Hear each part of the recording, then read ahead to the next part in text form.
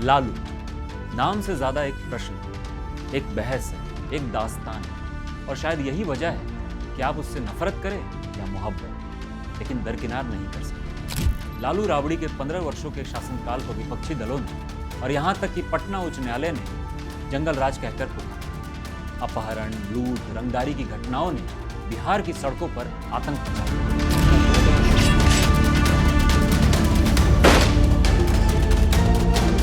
सिर्फ कागजों का हेरफेर नहीं था, ये था 900 करोड़ रुपए का महाघोटाला। चारा घोटाले के इस चौथे केस में लालू प्रसाद यादव को कुल 14 साल की जेल।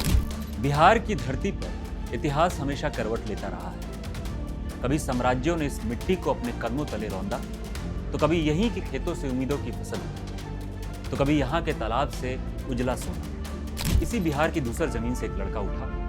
गरीबी ने उसका इम्तिहान लिया, समाज ने उसकी राहों में कंकड़ बिछाए, पर वो लड़का रुका नहीं, झुका नहीं। वो आगे बढ़ता गया और एक दिन सत्ता के दरवाजे तक पहुंचा। ये बात सही नहीं है कि रेल मांगा गया था, नहीं मांगा गया था, तो नहीं मांगा गया था तो नहीं मिलेगा कभी। जब वो आया तो सियासत की भाषा बदल गई। सत्ता केंद्रों की दीवारों से टकराकर लौटने वाली दलित और पिछड़े वर्ग की आवाज सीधे सत्ता के सिंहासन तक पहुंची। जो कभी चुप थे वो बोलने लगे, जो कभी झिझकते थे वे खड़े होने लगे। पर कहानी हमेशा एक रंग की नहीं। जैसे जैसे लोकप्रियता बढ़ी, उसी गति से विवादों ने भी कदम बढ़ाया। एक तरफ रेलवे को घाटे से निकालकर दुनिया को अपना मॉडल दिखाने वाला नेता, शिक्षा में सुधार, पंचायतों को ताकत, गरीबों के सम्मान को आवाज देने वाला नेता, तो दूसरी तरफ घोटालों की काली स्याही, जातीय समीकरणों का जाल और सत्ता की धूप में पनपे कई अनकहे सवाल।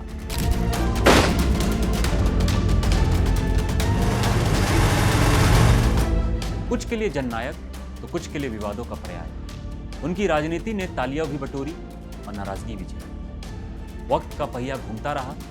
आज जब बिहार के चौपालों में सियासत की बातें निकलती हैं तो एक फुसफुसाहट जरूर सुनाई देती। एक था लालू, और फिर कोई कह उठता है, अरे नहीं, एक है लालू। क्योंकि वो सिर्फ इतिहास का चेहरा नहीं, वर्तमान की नब्ज भी। बिहार की राजनीति का वो अध्याय जो ना पूरा बंद होता है और ना पूरी तरह खुल पाता है।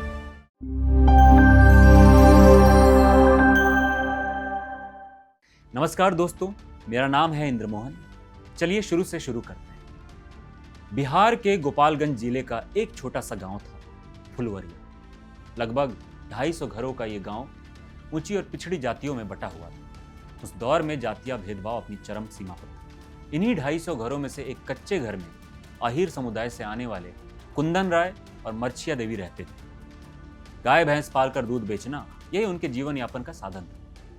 इसी साधारण घर में 11 जून 1948 को जन्म हुआ लालू प्रसाद यादव का। बचपन में लालू लगभग 6 वर्ष के थे तो साफ कपड़े पहनकर भैंस चराने जाते और कभी कभी किताब भी साथ ले जाते। गांव के जमींदार इसे देखकर हंसते और ताना मारते, गंवार बैरिस्टर।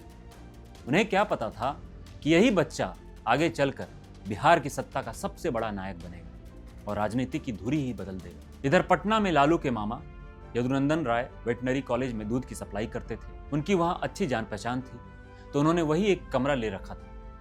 1954 में वे लालू से मिलने गांव आए और उन्हें अपने साथ पटना ले गए। मिलर हाई स्कूल में लालू का दाखिला कराया गया। लालू पढ़ाई में औसत थे, 3rd डिवीजन से पास हुए। लेकिन 1966 में पटना यूनिवर्सिटी के बिहार नेशनल कॉलेज में BA पॉलिटिकल साइंस में एडमिशन मिल गया। यही कॉलेज उनकी जिंदगी का टर्निंग पॉइंट साबित हुआ। कॉलेज में लालू की पहचान थी, उनका अनोखा बोलने का अंदाज, डिबेट्स में भीड़ सिर्फ उन्हें सुनने आती थी। ये वही दौर था जब ये कॉलेज छात्र राजनीति का सबसे बड़ा केंद्र बन चुका था। यहाँ आते ही लालू डॉक्टर लोहिया की समाजवादी विचारधारा की ओर आकर्षित हुए। तभी उनकी मुलाकात हुई जमुई के प्रसिद्ध समाजवादी नेता श्री कृष्ण सिंह के बेटे नरेंद्र सिंह से। नरेंद्र सिंह पहले से ही सोशलिस्ट पार्टी के प्रभावी छात्र नेता थे। उन्होंने लालू की नेतृत्व क्षमता पहचानी और उन्हें छात्र राजनीति में उतरने के लिए प्रेरित किया। नरेंद्र सिंह ने ही लालू को सोशलिस्ट पार्टी की छात्र शाखा में शामिल करवाया और यहीं से लालू यादव की राजनीतिक यात्रा औपचारिक रूप से शुरू हुई। साल 1970 लालू ने सोशलिस्ट पार्टी के उम्मीदवार के रूप में पटना विश्वविद्यालय छात्र संघ अध्यक्ष का चुनाव लड़ा, लेकिन कांग्रेस समर्थित उम्मीदवार से हार गए। यह हार लालू के लिए पहला बड़ा झटका था। निराश होकर उन्होंने राजनीतिक पूरी तरह छोड़ देने का निर्णय लिया। जीवन में स्थिरता लाने के लिए नौकरी की तलाश में लग गए और जल्द ही पटना वेटनरी कॉलेज में कलर की नौकरी मिल गई। हालांकि राजनीति की चिंगारी उनके भीतर अभी भी सुलग रही थी। कुछ समय बाद नरेंद्र सिंह और साथियों के कहने पर फिर वो लौटे यूनिवर्सिटी राजनीति के मैदानों में। लेकिन दिक्कत ये थी कि लालू अब स्टूडेंट नहीं थे। इस बार समाधान निकाला गया। उन्हें बैक डेट से LLB में एडमिशन दिलाया गया ताकि वे चुनाव लड़ सकें। और वहीं हुआ। लालू पटना विश्वविद्यालय छात्र संघ के अध्यक्ष बने।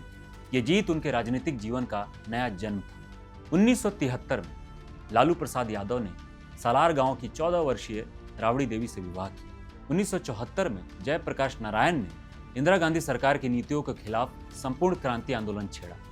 लालू उसकी धड़कन बन गए। बिहार के छात्रों को एकजुट कर दिया। उनकी सक्रियता देखकर उन्हें बिहार छात्र शिक्षा समिति का प्रमुख बनाया गया। 1975 इमरजेंसी लगी। लालू पर MISA लगाया गया। ये मीसा कानून इंदिरा गांधी की सरकार में ही आया था।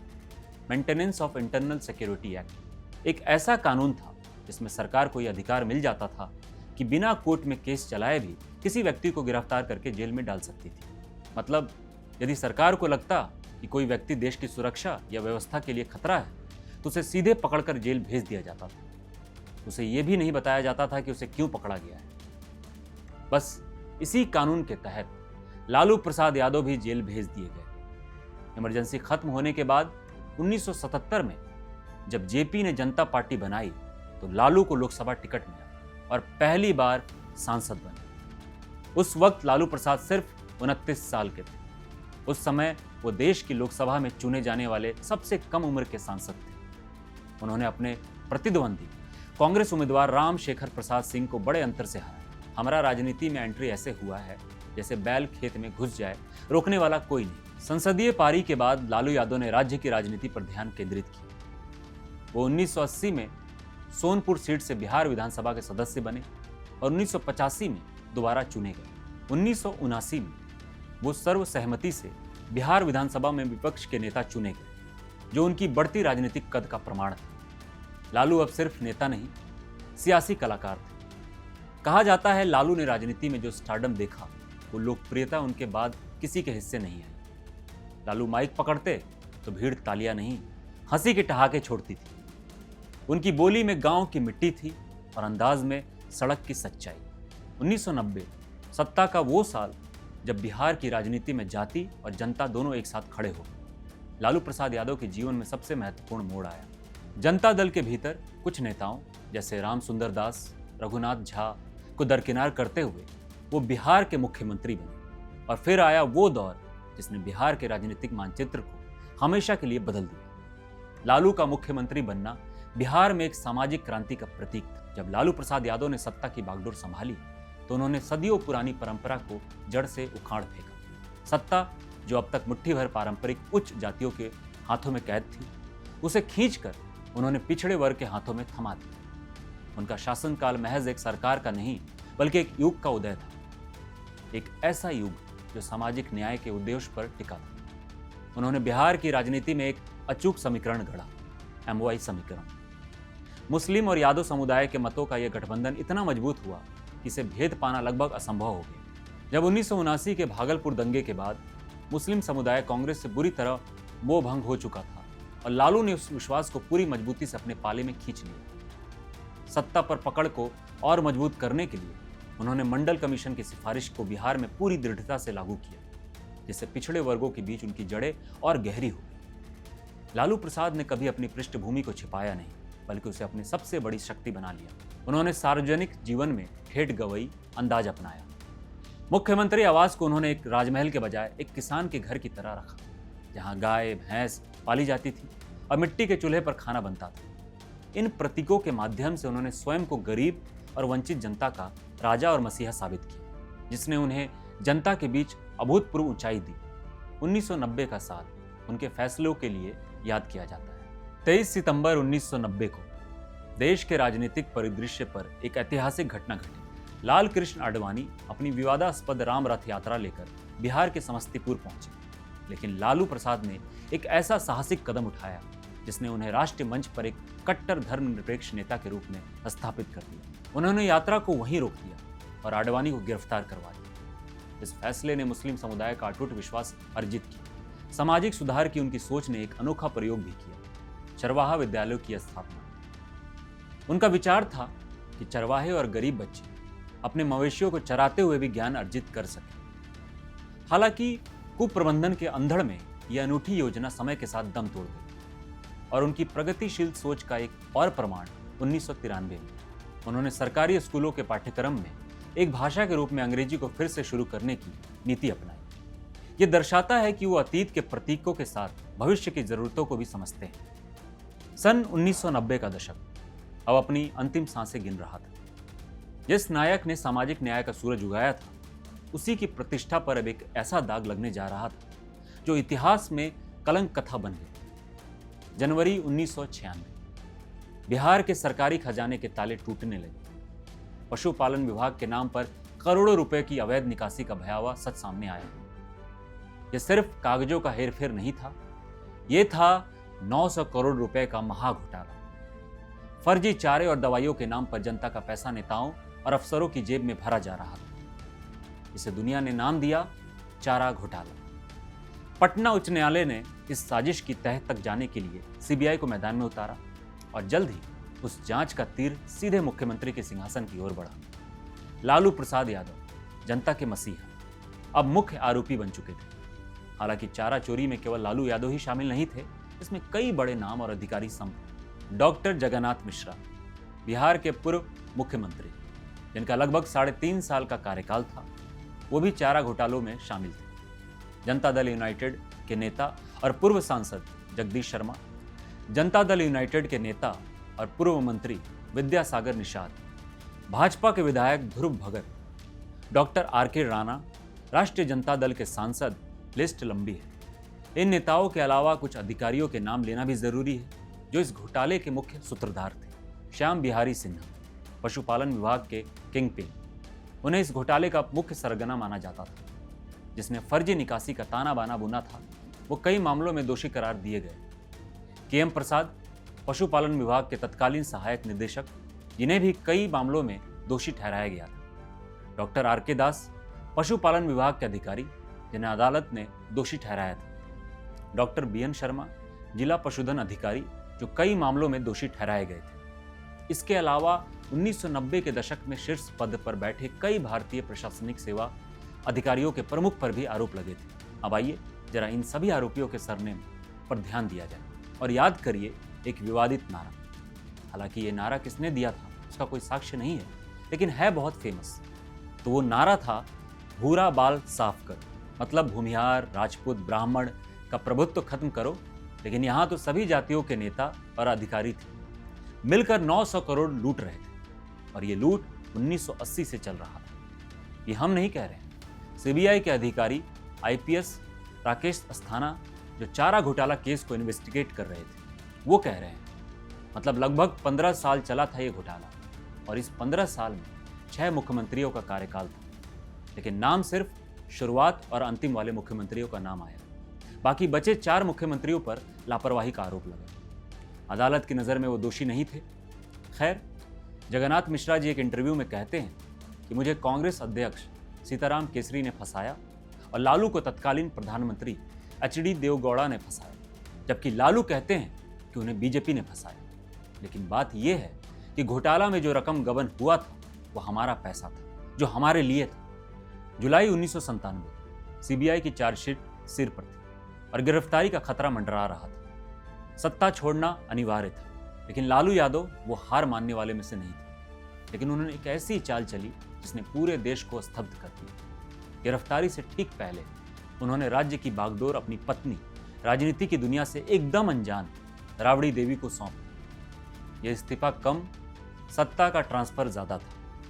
लालू अब जेल में रहकर भी सुपर मुख्यमंत्री बनकर बिहार पर राज करने वाले थे। इसी उथल पुथल के बीच उन्होंने जनता दल से अलग होकर अपनी नई सेना राष्ट्रीय जनता दल आरजेडी का गठन किया। लेकिन इस राजनीतिक ड्रामा की एक काली पृष्ठभूमि थी। लालू राबड़ी के 15 वर्षों के शासनकाल को विपक्षी दलों ने और यहां तक कि पटना उच्च न्यायालय ने जंगल राज कहकर पुकारा।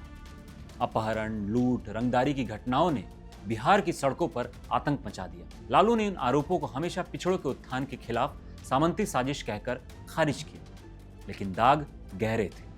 साल 2004 में इस कहानी में एक बड़ा मोड़ आया। लालू यादव ने 2004 में राष्ट्रीय राजनीति में शानदार वापसी की। वो केंद्र की यूपीए सरकार में रेल मंत्री बने और यहाँ जादू। लालू यादव का रेल मंत्री का कार्यकाल उनके जीवन का सबसे उज्जवल अध्याय साबित हुआ। उन्होंने प्रबंधन गुरु बनकर पूरी दुनिया को चौंका दिया। बिना यात्री किराया या माल भाड़े में वृद्धि किए उन्होंने भारतीय रेलवे को घाटे के दलदल से बाहर निकाला और लाभ के शिखर पर पहुंचा दिया। उनके नवाचारों और अधिक सामान, अधिक राजस्व के मंत्र से रेलवे ने 2007 और 2008 में लगभग 90,000 करोड़ रुपए का लाभ का दावा किया। प्रबंधन के इस अनूठे मॉडल की चर्चा विदेशों तक पहुंची और लालू प्रसाद यादव ने प्रतिष्ठित IIM अहमदाबाद के छात्रों को भारतीय रेलवे का टर्न अराउंड विषय पर व्याख्यान दिया। उन्होंने अपने गृह राज्य बिहार को भी एक बड़ी सौगात दी। सारण के दरियापुर में रेल व्हील प्लांट की स्थापना की। अपराधी के आरोपों से घिरा ये नेता अब विश्व स्तरीय मैनेजर बन चुका था। रेल मंत्री के रूप में मिली यह सफलता भी उनके कानूनी साये को मिटा ना सकी। चारा घोटाला एक के बाद एक फैसले देता रहा। उन्हें 5 अलग अलग मामलों में दोषी ठहराया गया, जैसे Chaibasa treasury case 2013, Deoghar treasury case 2017, Chaibasa treasury case 2018, Dumka treasury case 2021, Doranda treasury case 2022, जिसके तहत उन्हें बार बार जेल की सलाखों के पीछे जाना पड़ा। वो लोकसभा की सदस्यता गंवाने वाले पहले सांसद बने। एक ऐसा कलंक जिसने उन्हें चुनावी मैदान से हमेशा के लिए बाहर कर दिया। नए विवाद भी जुड़ते गए। रेलवे टेंडर घोटाला, लैंड फॉर जॉब स्कीम, जिसमें रेल मंत्री रहते हुए जमीन के बदले ठेके देने के आरोप लगे, और मिट्टी घोटाला। आज गंभीर स्वास्थ्य समस्याओं और कानूनी प्रतिबंधों के बावजूद लालू प्रसाद यादव आरजेडी के सर्वोच्च मार्गदर्शक बने हुए। उनके बेटे तेजस्वी यादव पार्टी का नेतृत्व कर रहे हैं। ये कहानी है सामाजिक न्याय के लिए उठे एक नायक की, जिसकी जड़ें गहरे सामाजिक परिवर्तन में थी, जिसने सत्ता के शीर्ष को छुआ, लेकिन अंततः भ्रष्टाचार और परिवारवाद की जंजीरों में उलझकर अपनी राजनीतिक चमक खो दी। वो भारतीय इतिहास में हमेशा एक विशाल बरगद की तरह याद किए जाएंगे, जिसके फल मीठे भी थे और कड़वे भी। खैर, आज के इस एपिसोड में इतना ही। मैं हूं आपका होस्ट इंद्र मोहन। अगर आप ये वीडियो यूट्यूब पर देख रहे हैं तो हमारा चैनल सब्सक्राइब भी कर दें, बेल आइकन भी दबा दें ताकि अगले एपिसोड की जानकारी आपको सबसे पहले मिले। और अगर आप फेसबुक पर देख रहे हैं तो फॉलो कर लीजिए। मिलता हूं अगले एपिसोड में, तब तक के लिए अलविदा दोस्तों।